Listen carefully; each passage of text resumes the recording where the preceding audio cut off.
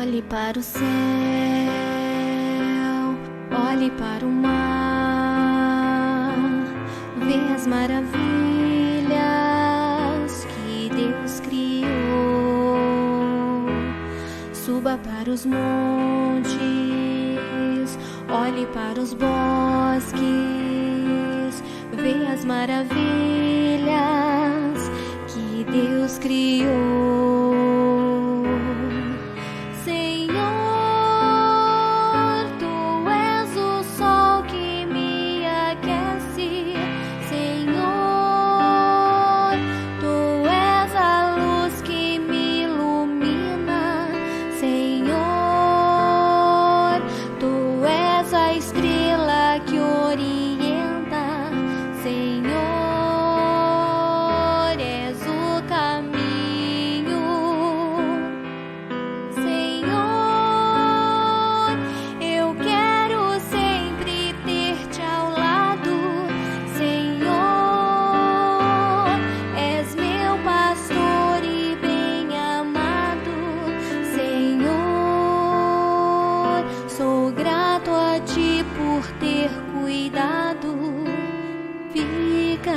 Comigo, Senhor. Olhe para o céu, olhe para o mar, vê as maravilhas que Deus criou. Suba para os montes, olhe para os bosques, vê as maravilhas Deus criou.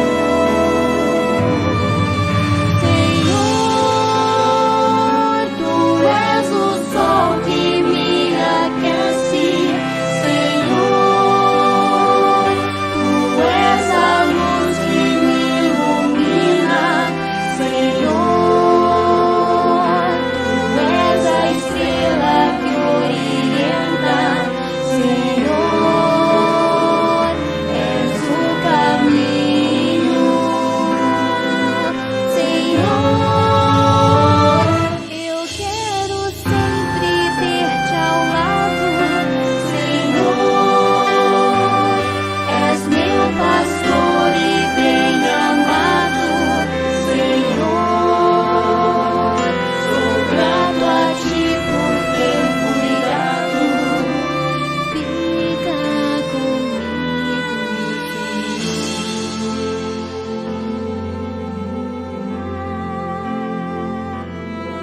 Fica comigo,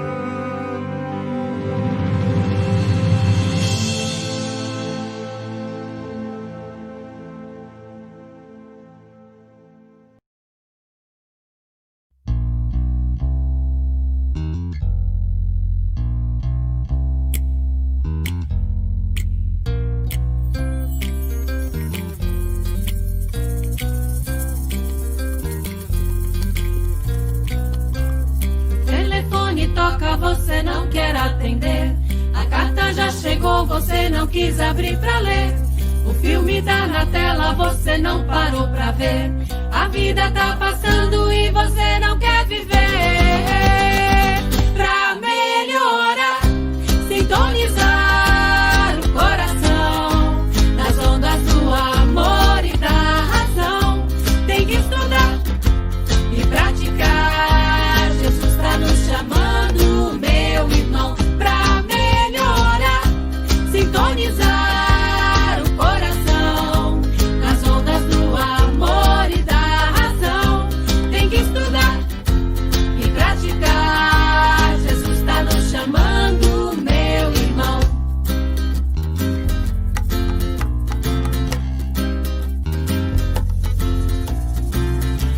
Nascendo e renascendo, viajando a viver. Com fé vou transportando as montanhas do sofrer. Aproveitar as oportunidades pra valer. Pois quanto mais eu erro, mais eu volto pra aprender.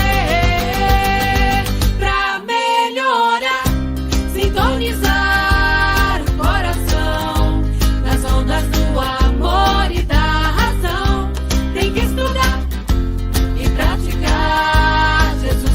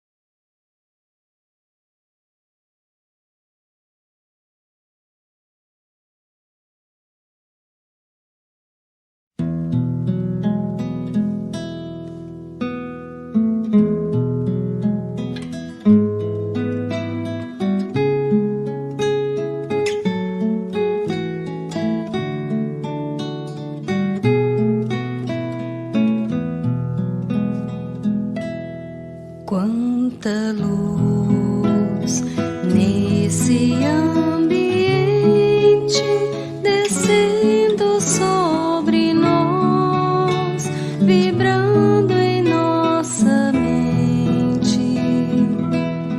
Quanta luz, quando assim em prece, como a alma cresce aos olhos de Jesus.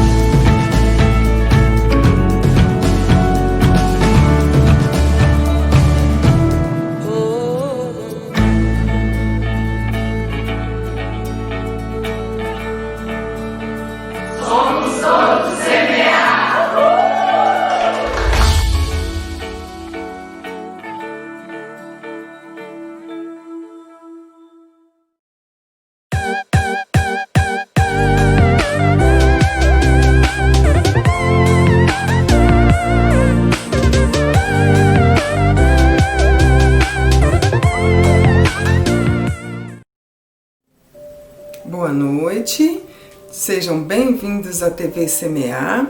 Eu sou Sandra Pimenta, trabalhadora da Fraternidade Espírita Semear. Estou aqui hoje para fazer a preparação da nossa palestra. Primeiro eu quero falar um pouco das atividades da TV Semear.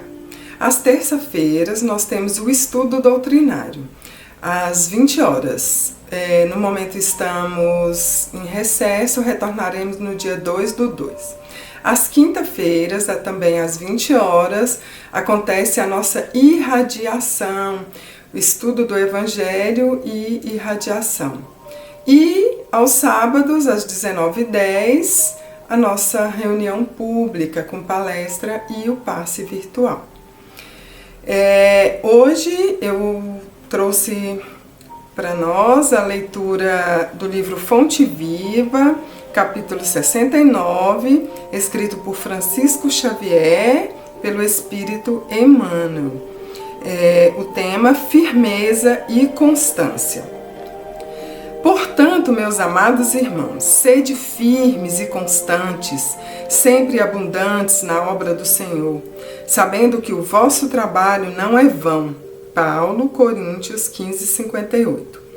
Muita gente acredita que abraçar a fé será confiar-se ao êxtase improdutivo. A pretexto de garantir a iluminação da alma, muitos corações fogem à luta, trancando-se entre as quatro paredes do santuário doméstico, entre vigílias de adoração e pensamentos profundos acerca dos mistérios divinos, esquecendo-se de que todo o conjunto da vida é criação universal de Deus. Fé representa visão. Visão é conhecimento e capacidade de auxiliar. Quem penetrou a terra espiritual da verdade encontrou o trabalho por graça maior. O Senhor e os discípulos não viveram apenas na contemplação. Oravam sim, porque ninguém pode sustentar-se sem o banho interior de silêncio, restaurando as próprias forças nas correntes superiores de energia sublime que fluem dos mananciais celestes. A prece e a reflexão constituem o lubrificante sutil em nossa máquina de experiências cotidianas. Importa reconhecer, porém, que o mestre e os aprendizes lutaram, serviram e sofreram na lavoura ativa do bem, e que o Evangelho estabelece incessante trabalho para quantos lhe esposam os princípios salvadores. Aceitar o cristianismo é renovar-se para as alturas, e só o clima do serviço consegue reestruturar o espírito e santificar-lhe o destino. Paulo de Tarso, invariavelmente peremptório nas advertências e avisos, escrevendo aos Coríntios, encareceu a necessidade de nossa firmeza e constância nas tarefas de elevação, para que sejamos abundantes em ações nobres com o Senhor. Agir ajudando, criar alegria, concórdia e esperança. Abrir novos horizontes ao conhecimento superior e melhorar a vida onde estivermos é o apostolado de quantos se devotaram à boa nova. Procuremos as águas vivas da prece para lenir o coração, mas não nos esqueçamos de acionar os nossos sentimentos, raciocínios e braços no progresso e aperfeiçoamento de nós mesmos, de todos e de tudo, compreendendo que Jesus reclama obreiros diligentes para a edificação do seu reino em toda a terra. Emmanuel. Então, a leitura ela nos mostra claramente o que Jesus espera para que possamos ser obreiros na edificação sua na terra, do seu trabalho, edificação do seu trabalho na terra. Ele nos mostra que primeiro que tenhamos fé. A fé é o conhecimento, é o entendimento de que existe algo maior de amor que nos cuida, um ser supremo, misericordioso, atento e que nos cuida. Em segundo, a oração, a prece. A prece é o nosso equilíbrio, é o que nos traz paz, tranquilidade, para que possamos exercer a nossa fé. Mas para que possamos ser os obreiros que Jesus espera, precisamos colocar tudo em movimento. Então precisamos ter ação. Então, fé, prece e ação. Um exemplo é o amor. Eu amo, eu amo, mas se eu não colocá-lo em movimento, de muito não vai adiantar. Né? Nós precisamos colocar em movimento, nós precisamos ter a ação que Jesus teve, né? Nosso maior exemplo. A caridade é o maior exemplo de amor em movimento, né? Que possamos colocar em movimento, né? Ter ações para que possamos ser esses obreiros e estarmos um pouco mais próximos de Deus, né? E de Jesus. Que assim seja. Agora eu vou fazer a nossa prece inicial. Vamos fechar os nossos olhos, elevar o nosso pensamento ao mais alto. Senhor Jesus, Mestre querido amigo, Deus Pai de infinito amor e bondade.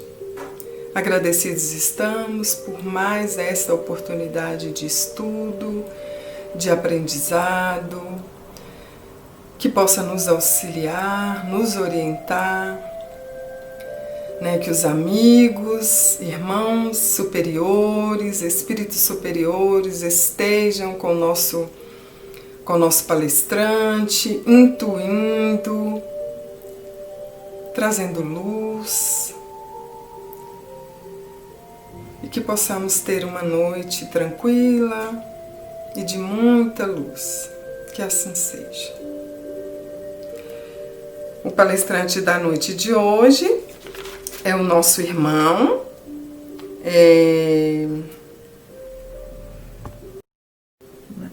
Bruno Amador, do Servir. Bem-vindo, irmão. Você tem 45 minutos para a sua palestra e é com muita alegria que nós o recebemos mais uma vez à nossa casa. Aos irmãos, é um prazer estar falando aqui no Semear novamente e que o Evangelho de Jesus possa ser propagado pelo nosso país, pelo nosso planeta, a todos os corações que necessitam, assim como nós, do consolo, do estímulo que vem do coração de Jesus. Hoje a gente vai falar sobre sacrifício e espiritismo. Parece um tema, talvez pareça algo óbvio para alguns, mas ele requer algumas reflexões. Primeiro, se o espiritismo ele prega o sacrifício pessoal, se o cristianismo como um todo prega esse sacrifício pessoal, e que tipo de sacrifício seria esse, benéfico, ou qual tipo de sacrifício realmente o espiritismo porventura venha a falar a nós.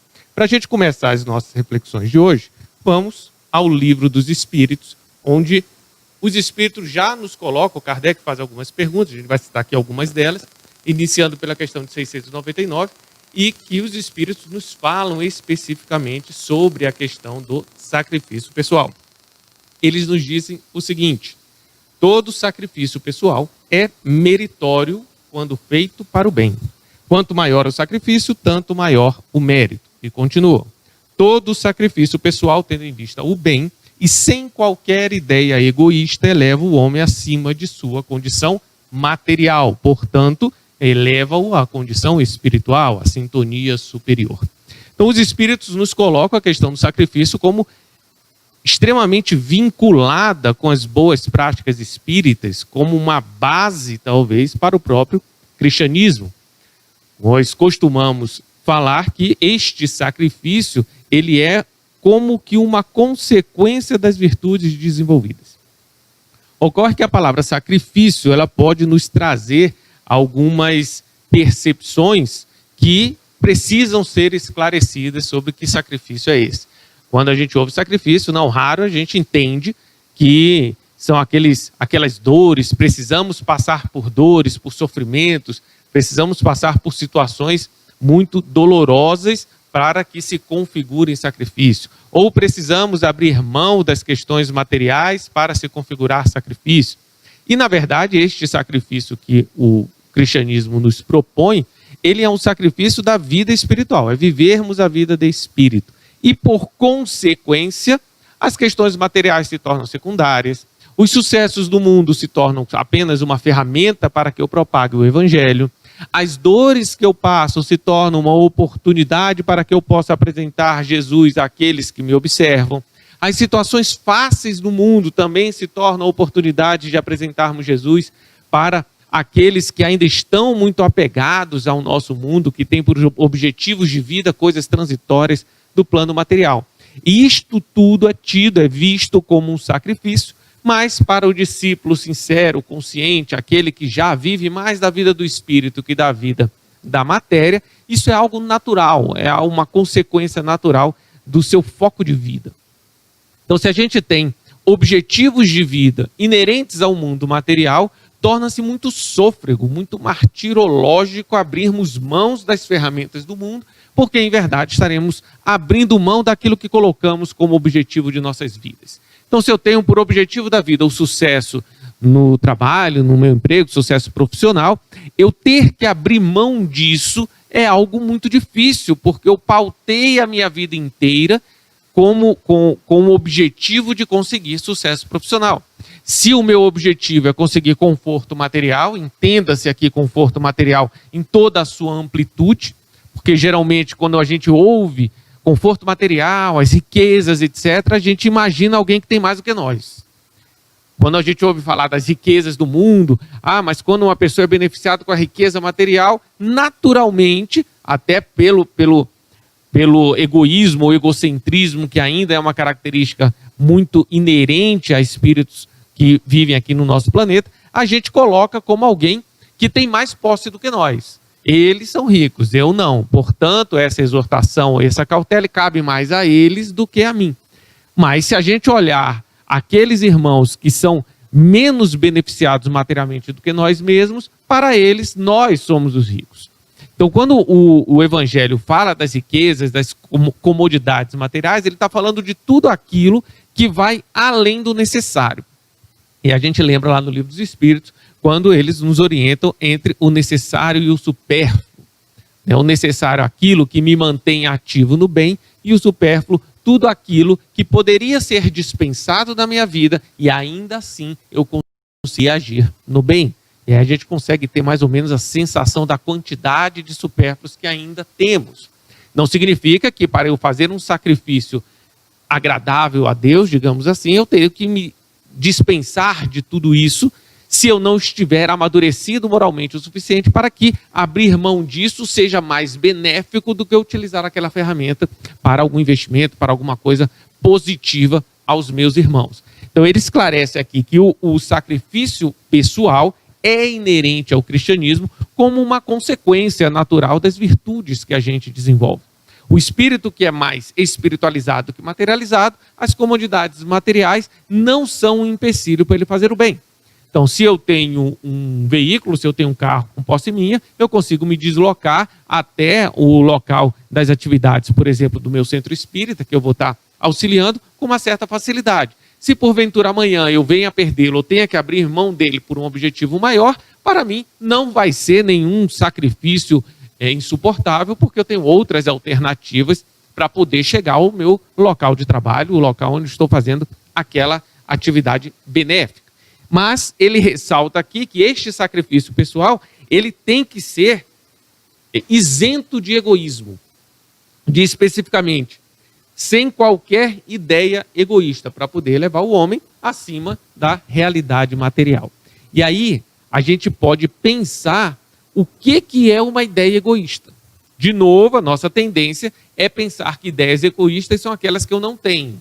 Eu começo a imaginar irmãos ao meu redor que eu considero pessoas muito mais egoístas do que eu, então eles têm ideias egoístas e não eu. E, na verdade, o evangelho é antes para mim do que para os outros.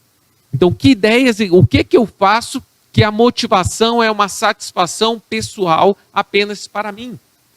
E aí vamos de novo, a questão das comodidades, a questão do meu sucesso profissional. Se eu tivesse que abrir mão do meu sucesso profissional para ser benéfico a alguém ou para dar exemplo cristão, podemos citar aqui algumas situações. Se no meu emprego tem uma situação que fere os meus valores cristãos, e se eu continuar com a minha consciência reta e não admitir aquela situação, que eu participe daquela situação, eu não ficarei mais naquele emprego que nós escolhemos. Isso daí vem muito da chamada teoria de valores, né? Da escala de valores. São conceitos aí da psicologia, da sociologia, etc. Então, resumindo eles, nós temos escala de valores, importâncias de valores que nos motivam a fazer as escolhas da vida. Então, eu tenho o meu emprego e tenho a questão da honestidade.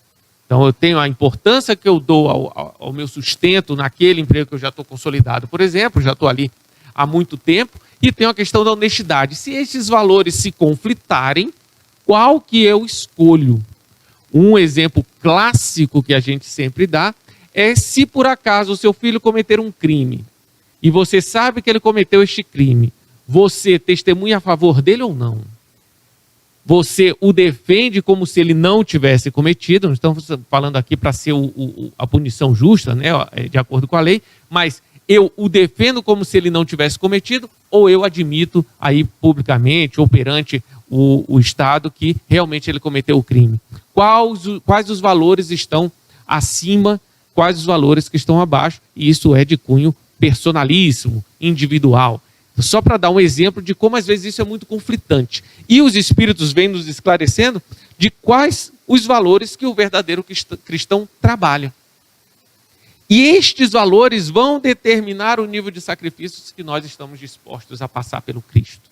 Se lembrarmos, os primeiros cristãos, eles iam aos circos romanos para terem seus corpos devorados pelos leões, injustamente, apenas por serem cristãos, ou mais, porque não quiseram falar que negam o Cristo, eram condenados às arenas para serem devorados por aquelas feras, e ainda assim eles não negavam a sua consciência cristã, continuavam agindo como eles criam que era certo, e as injustiças dos homens, na época Roma, que não compreendiam nem queriam compreender Jesus, acabavam levando eles a sacrifícios físicos que terminavam em um desencarne por uma injustiça, por uma incompreensão do mundo.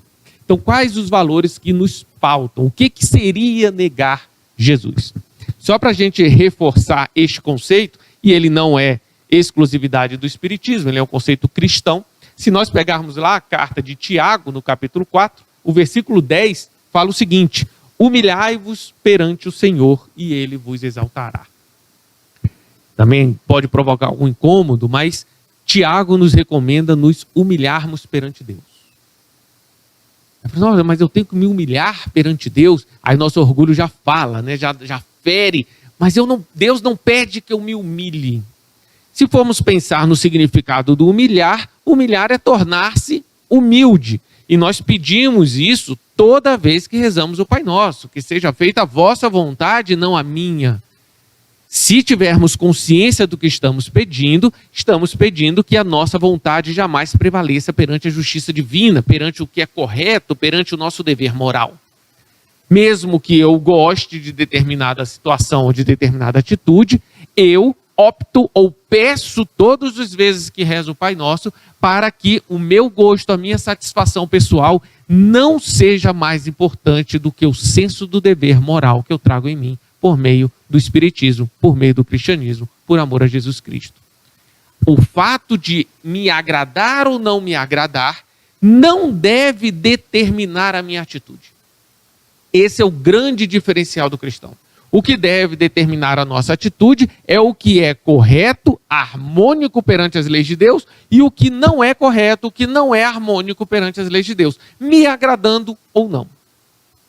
Regra geral, nos pautamos em nossos comportamentos por aquilo que nos agrada ou por aquilo que nos desagrada. Ainda resquícios do reino animal, cujos os espíritos ainda naquele reino animal pautam o seu comportamento, aprendendo ainda sem despertar de consciência, pelo que dá prazer ou pelo que traz dor. O que dá prazer eles tendem a fazer, o que traz dor eles tendem a evitar. Como nós estamos mais próximos do reino animal do que do angelical, a gente ainda traz muitos resquícios quase que instintivos desta fase que passávamos. Então, aquilo que nos agrada, que nos dá prazer, a gente tende a repetir e a estimular. Aquilo que nos desagrada ou que nos causa dor, a gente tende a não fazer. Quando caímos em consciência cristã, e aí temos o grande exemplo do próprio Cristo, ele se deixou levar à cruz para nos dar o exemplo do sacrifício pessoal sem a corrupção de seus valores íntimos.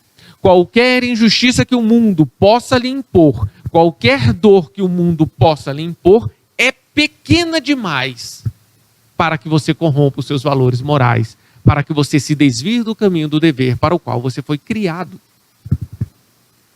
A felicidade eterna, e Jesus fala, os Espíritos reforçam, né, quando diz a felicidade não é desse mundo, a felicidade de espírito, a felicidade eterna é algo tão grandioso, tão valoroso, que aquele que tem consciência disso e traça ela como seu objetivo de vida, e quando falamos vida aqui não falamos vida encarnatória, falamos vida e vida de espírito, qualquer situação encarnatória ou temporária torna-se pequena demais para abrirmos mão daquilo que é eterno. E aí começamos a entender os grandes mártires do cristianismo que passaram situações dificílimas, que abriram mão de si para poder servir aos outros, para poder servir a seara cristã. Em verdade, eles tinham consciência do seu objetivo, do seu dever moral perante o universo, e não faz o menor sentido, não há lógica em não abrir mão de algo tão pequeno e temporário, ainda que agradável, para não ter algo grandioso e que durará para sempre. A nossa dificuldade, regra geral, é que a gente compreende muito bem as coisas da matéria, as coisas pequenas, os prazeres egóicos, mas não compreendemos, dificilmente conseguimos conceber em nossa mente os prazeres eternos. E confundimos uma coisa com a outra, isso desde a antiguidade. Por isso, lá atrás, criamos o Olimpo, onde tudo era belo, tinha flores, grama, comida à vontade, músicas agradáveis. E criamos o nosso céu humano lá nas teses pagãs. Quando avançamos mais o tempo, ainda criamos concretudes, materialidades dentro de interpretações cristãs, que não a espírita, como o céu, com todo o contexto material. Alguns acreditam que nós alcançaremos a felicidade quando Deus nos der este mesmo corpo de novo, no dia do juízo final, que nós retornaremos ao mesmo organismo físico. Alguns veem Deus como um senhor de barbas longas e brancas num corpo humano. Por isso, confundimos até tempos atrás, e hoje ainda permanecem algumas crenças, Cristo, Jesus, no corpo com o próprio Criador, como se o Criador infinito e eterno pudesse ter limitações físicas. Mas compreendemos mais a matéria que o espírito e entregamos a nossa imaginação da matéria à espiritualidade, ao invés de traçarmos o caminho contrário.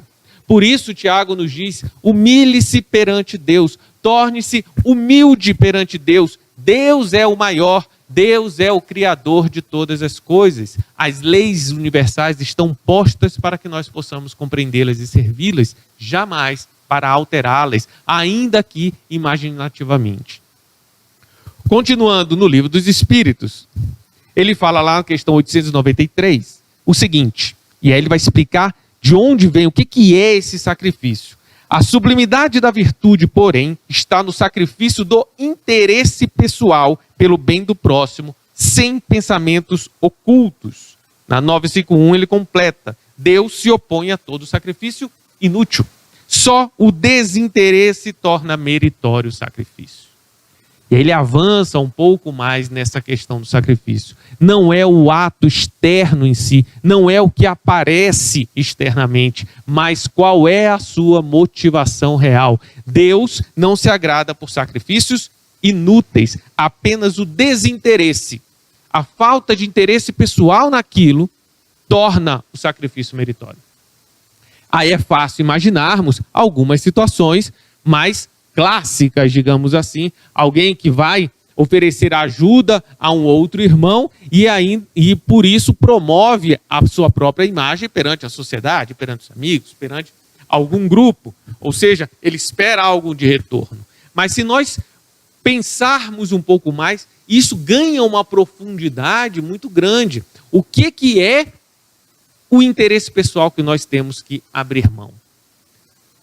Imaginemos que a gente vai auxiliar algum irmão nosso, um familiar, né, um parente, um amigo, um vizinho, alguém ali próximo, e que está passando por um problema muito grave, e a gente vai auxiliá-lo. Conseguimos que ele se reerga, que ele se reequilibre, que ele comece a tocar a vida de modo mais suave novamente. E então ele simplesmente nos ignora e segue a vida sem falar nada, sem um agradecimento, sem uma gratidão. Muito pelo contrário, quando a gente precisou dele de novo, em outra ocasião, ele negou a ajuda para nós.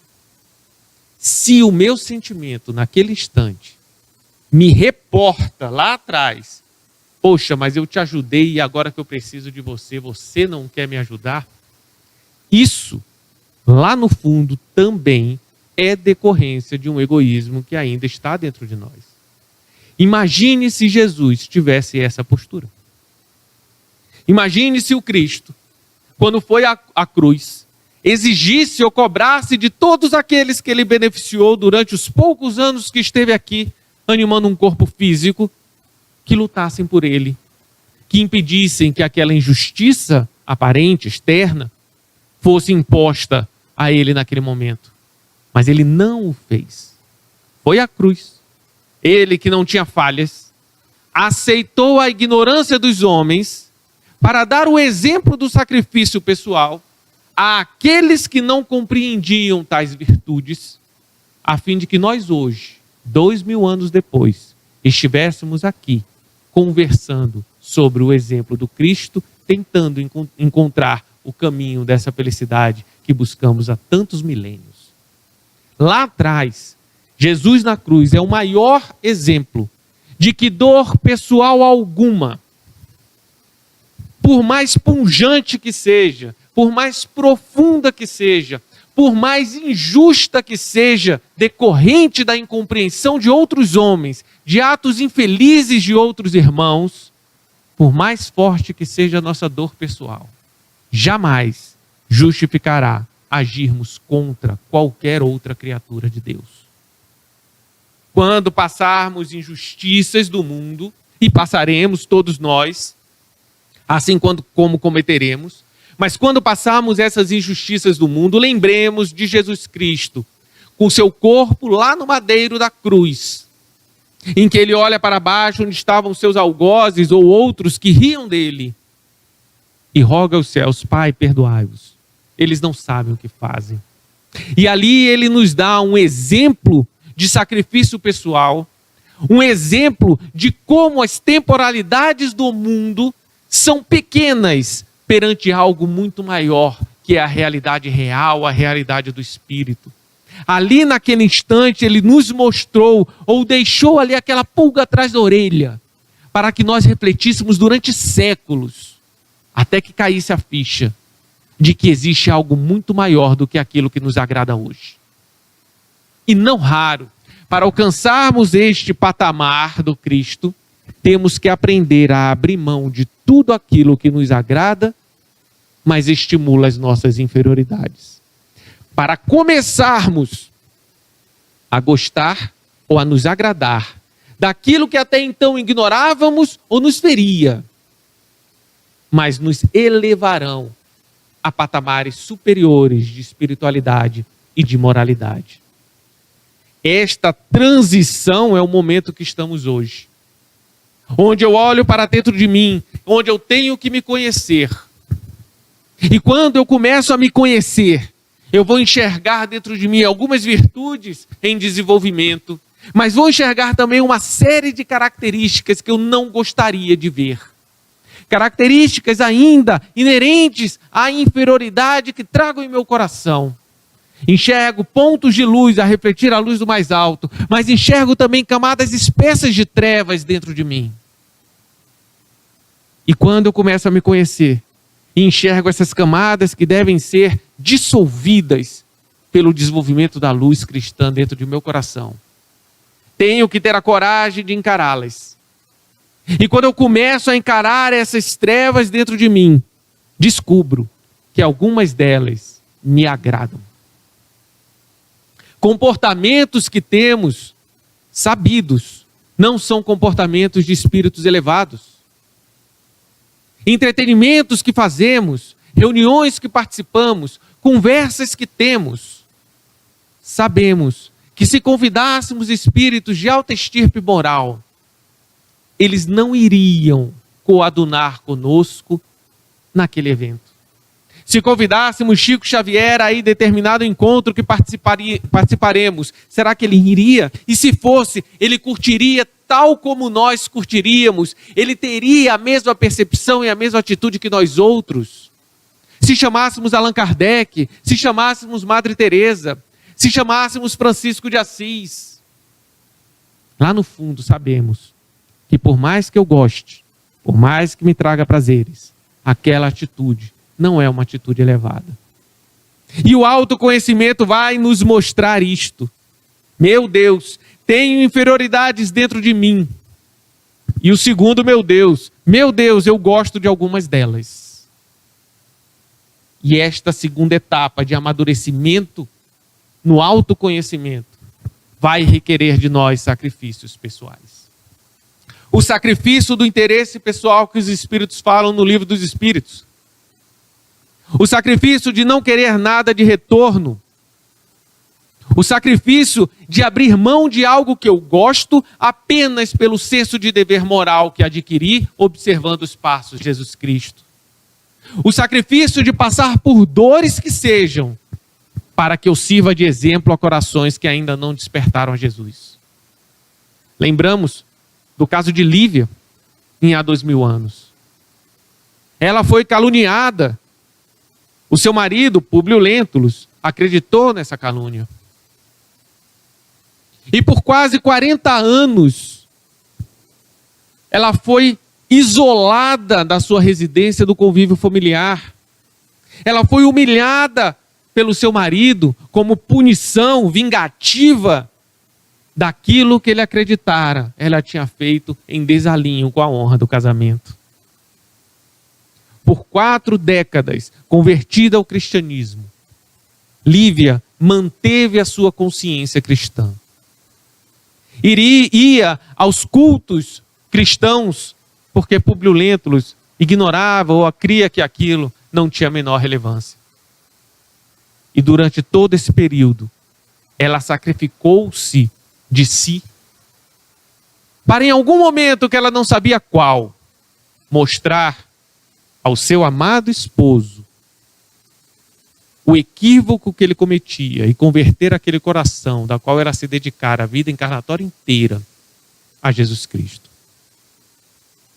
Ignorava este nobre espírito que conhecemos por Lívia, que o momento da conversão do seu marido era justamente no instante em que as situações encarnatórias levariam ela aos circos romanos para ser devorada em seu corpo pelas feras, pelos leões, enquanto seu marido recebia prêmios do mundo, do Império de Roma. E o desencarne dos cristãos era nada mais, nada menos do que a comemoração festiva dos prêmios que aqueles romanos recebiam e seu marido estava junto. Neste instante, Públio Lentulus à vista. Públio Lentulus acaba por saber, momentos depois, que sua esposa amada estava lá. Enquanto ele tinha reflexões de, depois de receber os seus louros do mundo, fosse pedir perdão para ela e se reconciliasse e vivesse o término de sua encarnação no amor que sempre cultivou em seu coração. Descobriu sob prantos, que a sua esposa havia desencarnado como cristã. E tempos depois, ele se converte ao cristianismo por meio de uma de suas servas que acompanhava a Lívia, chamada Ana, até desencarnar na cidade de Pompeia devido à erupção vulcânica. Lívia é um exemplo de que muitos e muitos anos se dedicou no sacrifício de si por amor àquele que a tinha como esposa e, acima de tudo, por amor e fé a Jesus Cristo, ciente de que o bom exemplo, sem interesses pessoais, apenas com o interesse de despertar uma consciência sofrida, apegada às questões do mundo, que buscava ser justo, mas não tinha outra referência que não o império humano, ciente de que Jesus pode transformar o coração mais endurecido, e às vezes ele apenas precisa de trabalhadores dedicados, trabalhadores da seara, dispostos a qualquer tipo de atividade para que Jesus resplandeça em um coração fechado às luzes do mais alto. Este sacrifício pessoal, não egóico, mas um sacrifício pelo senso de dever moral que temos perante o universo, é a consequência natural das virtudes cristãs em um coração, em um espírito. Pedimos licença aqui para vocês, para lermos uma pequena passagem do Evangelho segundo o Espiritismo, no capítulo 17, Sede Perfeitos. O item é o dever. E na escala de valores do cristão, o senso de dever moral deve ser um dos mais altos. Mais alto que os prazeres, mais alto que com que me agrada, mais alto com que as disposições materiais, sejam profissionais, sejam familiares, seja do relacionamento social, mais alto que a minha saúde física se necessário. Mas jamais corromperei o meu senso de dever, o meu compromisso moral com Jesus Cristo.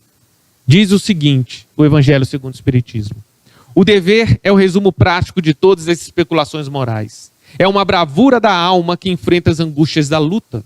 É austero e brando, pronto a dobrar-se às mais diversas complicações. Conserva-se inflexível diante das suas tentações, diante do que nos agrada. O meu dever moral é inflexível. Ele não vai tombar, não vai desviar-se, ainda que por um pouco, do caminho correto a seguir-se. Está disposto a abrir mão do que gosta, está disposto a abrir mão de facilidades para poder seguir o seu dever e apresentar Jesus a outras criaturas. O homem que cumpre o seu dever ama a Deus mais do que as criaturas e ama as criaturas mais do que a si mesmo. É a um tempo juiz e escravo em causa própria. O dever é o mais belo laurel da razão. Descende desta como de sua mãe o filho. O homem tende a amar o dever, não porque preserve os males da vida, males aos quais a humanidade não pode subtrair-se, mas porque confere à alma o vigor necessário ao seu desenvolvimento. Destaquemos a última frase. O homem deve amar o dever, não porque ele te livra das dores. O dever moral não te livrará de dores, não te livrará de dificuldades. Muito pelo contrário, aquilo que poderia te dar facilidades do mundo ganha um interesse secundário a ti. Nosso interesse primordial passa a ser colaborar com a harmonia universal, ser um trabalhador, um servo fiel de Jesus Cristo, apresentar o que Jesus pode fazer no coração de um ser humano. Mas porque confere à alma o vigor necessário ao seu desenvolvimento. Na nossa escala de valores cristãos, o amor ao dever deve estar num dos primeiros patamares. Porque ele dá o vigor necessário à alma em desenvolvimento, nos dá coragem para autoconhecermos e enfrentarmos as nossas mazelas íntimas, nos dá fortaleza moral suficiente para passarmos por dores sem desviarmos do caminho correto, nos dá uma consciência ampla que não nos permite admitir parcialidades, admitir contubérnios com paixões inferiores. O amor ao dever dá vigor à alma, porque nós então colocamos um objetivo em nossa existência, e esse objetivo na nossa existência não é satisfeito em hipótese alguma por questões materiais. As dores que o mundo pode nos proporcionar tornam-se pequenas demais perante o objetivo maior que nós temos de servir a Jesus Cristo. Porque eu sei que eu tenho o dever moral de colaborar com a harmonia deste universo. Eu sei que sou parte de um universo que mantém-se harmônico, e é meu dever integrar-me a ele, atender às suas leis, porque toda vez que eu contrario estas leis, a providência divina, as leis da criação, agirão contra mim, para que eu passe a colaborar com elas. Lei de causa e efeito. Tenho ciência que para alcançar a felicidade eu não posso querer ter posse dela, mas querer fazer parte de uma harmonia que é eterna. Quando eu quero ter posse da felicidade, quando eu imagino que é um caminho a ser traçado para que lá na frente eu a receba e tenha posse de uma felicidade, eu estou pensando mais em mim do que na coletividade universal. O espírito consciente sabe que a felicidade não é um objeto que você possa ser possuidor dela. A felicidade é você estar em harmonia com toda a onda universal que mantém a criação harmônica. A felicidade não é uma conquista de algo externo. A felicidade é um pulsar íntimo em harmonia com as camadas superiores da criação universal. Ele é um comportamento e não um objeto a ser conquistado. É uma postura íntima e não algo que lhe é oferecido. Gandhi falava que não há um caminho para a felicidade é o caminhar, é o processo de conquista. Felicidade é aproximar-se de Deus. E todos nós podemos nos aproximar de Deus. Felicidade não é alcançar Deus, porque isso é impossível. É a partir de onde eu estou, conseguir dar mais um passo em direção ao nosso Criador, em direção à harmonia do universo. Isso todos nós podemos fazer, não importa o grau evolutivo que nós temos. Mas o mais curioso é que nós sabemos os benefícios de sacrifícios pessoais. Deus é tão misericordioso que faz com que a gente tenha pequenos exemplos das leis universais resumidas no mundo material, que é aquilo que nós temos mais atenção. Imagine um bom médico, quanto tempo ele não se sacrificou para estudar e se tornar um médico dedicado à saúde alheia. Não aquele que tem por interesse a remuneração, mas aquele que se sente feliz em conseguir ajudar outro a restabelecer-se na saúde. Quantos sacrifícios sociais, quantos sacrifícios monetários, quanta pressão não teve que resistir, quantas noites mal dormidas, quantas angústias para poder angariar tanto conhecimento, simplesmente pela satisfação que tem no exercício pleno de uma profissão que ajuda outros a encontrar a saúde física. Um professor que tem por satisfação ver aquelas crianças, aqueles pequeninos amadurecerem para a vida, absorvendo conhecimentos novos, que se encanta e sente feliz em ver outros irmãos sendo facilitados em seu processo evolutivo, intelectual e moral, e que ele faz parte daquilo.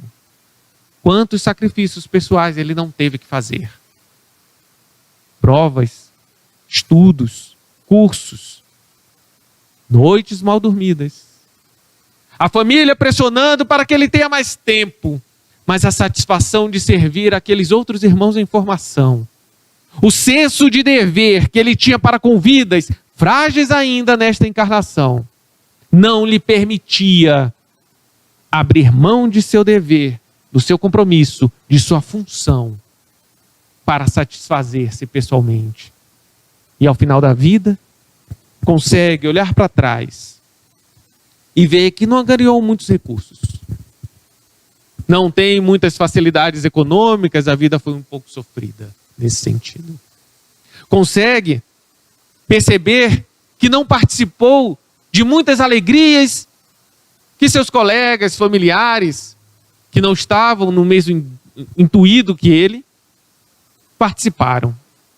Não fez viagens, não comprou muitas posses, não conseguia ir a eventos grandiosos, porque dedicou-se 30, 40, 50 anos na educação de criaturas, que viu por vezes durante um ano apenas e nunca mais soube do que aconteceu.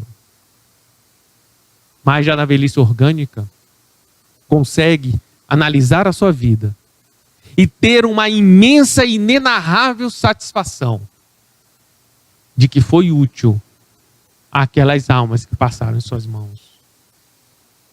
Que deu valor à confiança que aqueles pequeninos, que aqueles adolescentes, que aqueles adultos depositaram nele.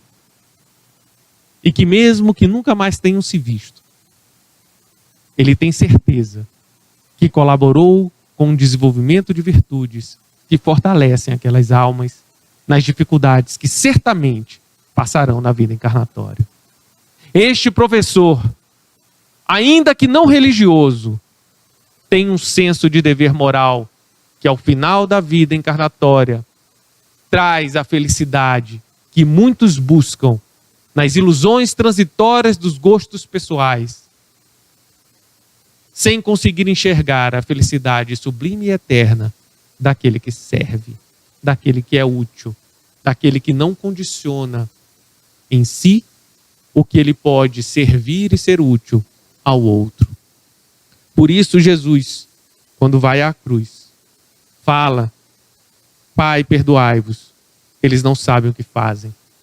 Eles não conseguem perceber uma felicidade que está estampada em toda a criação, porque enxergam mais a si do que as sublimidades da vida ao seu redor. Buscam a si, como se o universo fosse servi-los. E não conseguem conceber que toda essa felicidade está em servir e não em ser servido. E quando essas virtudes desenvolverem seus corações, será tão natural abrir mão de si para beneficiar o outro, que não entenderão isso como sacrifício, mas como a grande e luminosa bênção do testemunho de vida, para apresentar a outros, corações ainda enegrecidos, cegos, endurecidos que estejam, apresentar a luz do mais alto, apresentar um Cristo que o beneficiou com tamanha felicidade que não consegue colocar em palavras, por intermédio de outros irmãos, que por sacrifício pessoal apresentaram esse mesmo Cristo a ele, no tempo em que ele permanecia cego para a vida, achando que estava curtindo e se divertindo e buscando esta alegria impensada. O mundo não vai nos trazer felicidade.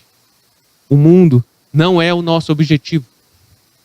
O mundo não é capaz, por ferramenta que ele é, de nos entregar algo que nós temos que compor dentro de nós. O sacrifício pessoal é algo sublime, elevado para todo espírito que desenvolveu as virtudes cristãs. Nós, ainda aprendizes, talvez não tenhamos desenvolvido tais virtudes. Por isso, Jesus fala-nos para mantermos uma fé firme e perseverante.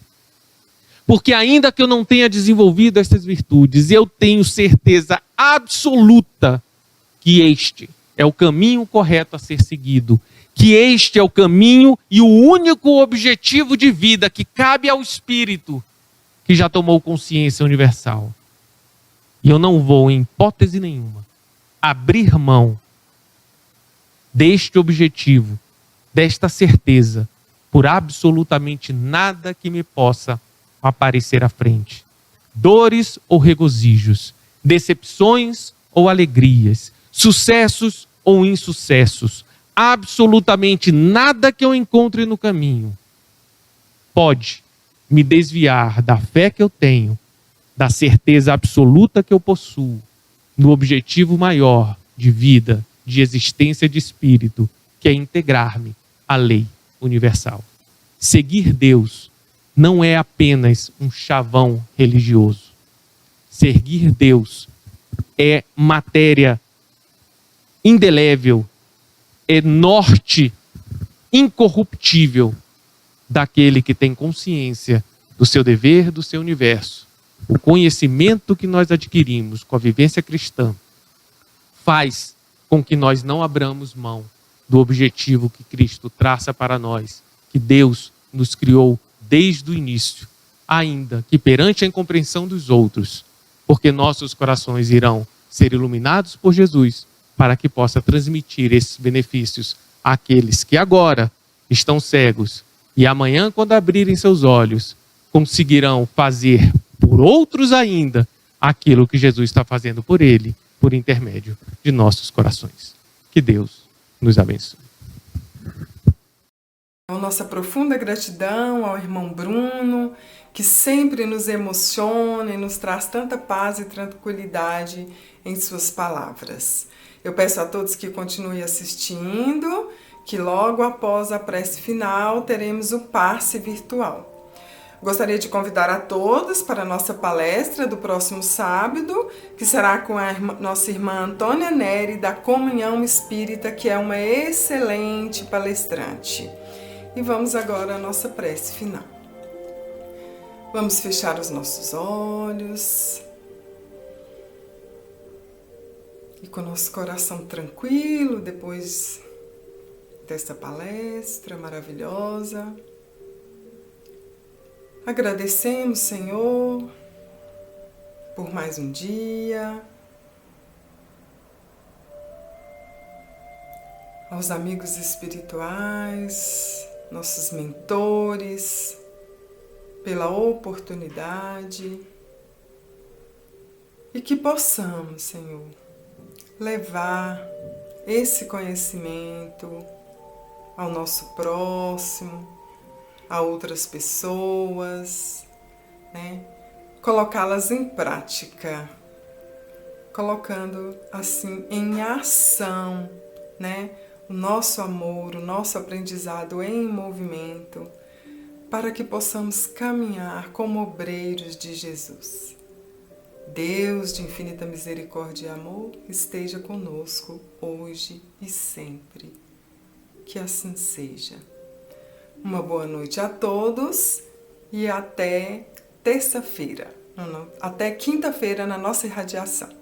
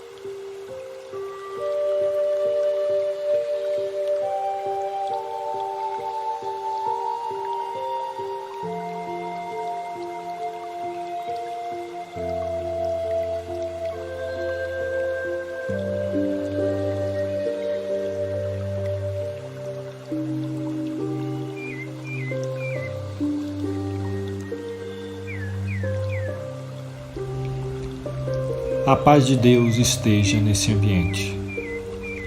Seja bem-vindo à sala de passe virtual da Fraternidade Espírita Semear. Esclarecemos que o passe tem por propósito auxiliar na recuperação física, mental e espiritual, substituindo os fluidos deletérios por fluidos benéficos. Durante o passe, ocorrem trocas de energias físicas, mentais e espirituais guiadas pelo mais puro dos sentimentos, o amor.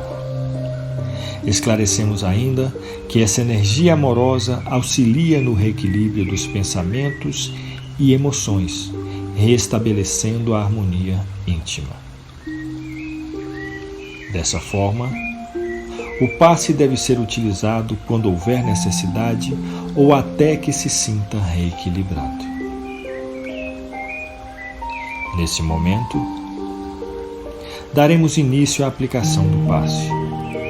Por favor, pedimos que em um ambiente tranquilo se coloque de forma confortável, feche os olhos e respire de maneira branda e serena,